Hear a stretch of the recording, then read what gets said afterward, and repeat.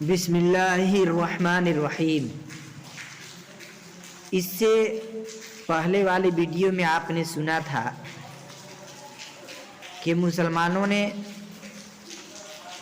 کفار و مشرکین سے تنگ آ کر کے اپنی ایمان اور اپنی جان کی حفاظت کے لیے ہجرت کر کے حبشہ چلے گئے تھے اور وہاں چین و سکون سے رہنے لگے تھے۔ تو کفار و مشرکین نے وہاں بھی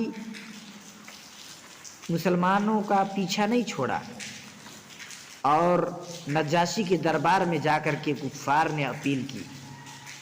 یہ قریش نے جب یہ دیکھا کہ صحابہ کرام رضی اللہ عنہم حبشہ جا کر سکون اور اطمینان کے ساتھ زندگی گزار رہے ہیں، تو انہوں نے مشورہ کر کے عمرو بن عاص اور عبداللہ بن ابی ربیعہ کو بہت سارے تحفے دے کر بادشاہ حبشہ کے پاس بھیجا۔ وہاں کا بادشاہ عیسائی تھا۔ ان دونوں نے وہاں جا کر تحفے پیش کیے اور کہا کہ ہمارے یہاں سے کچھ لوگ اپنے آبائی مذہب کو چھوڑ کر ایک نیا دین اختیار کر کے آپ کے ملک میں بھاگ کر آ گئے ہیں، اس لیے ان کو ہمارے پاس واپس کر دیجیے۔ بادشاہ نے مسلمانوں کو بلا کر حقیقت حال دریافت کی۔ مسلمانوں کی طرف سے حضرت جعفر رضی اللہ عنہ آگے بڑھے اور کہا، اے بادشاہ، ہم لوگ جہالت و گمراہی میں مبتلا تھے، بتوں کی پوجا کرتے، مردار کھاتے تھے اور ہم میں سے طاقتور کمزور پر ظلم کرتا تھا۔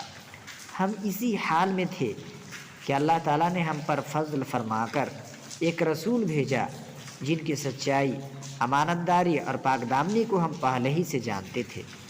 انہوں نے ہمیں ایک اللہ کی عبادت کرنے، نماز، روزہ اور زکوٰۃ ادا کرنے اور پڑوسیوں اور رشتہ داروں کے ساتھ اچھا سلوک کرنے کا حکم دیا اور ظلم و ستم، خون ریزی اور دوسری بری باتوں سے روکا۔ ہمیں ان باتوں پر ایمان لے آئے۔ اس پر ہماری قوم ناراض ہو گئی اور ہمیں تکلیف پہنچانے لگی، تو پھر ہم آپ کے ملک میں آ گئے ہیں۔ پھر حضرت جعفر رضی اللہ عنہ نے سورہ مریم کی چند آیتیں پڑھ کر سنائی۔ بادشاہ پر اس کا اتنا اثر ہوا کہ آنکھ سے آنسو جاری ہو گئے، حتیٰ کہ داڑھی تر ہو گئی، اور بادشاہ نے کفار قریش کو یہ کہہ کر دربار سے نکلوا دیا کہ میں ان لوگوں کو ہرگز تمہارے حوالے نہیں کروں گا۔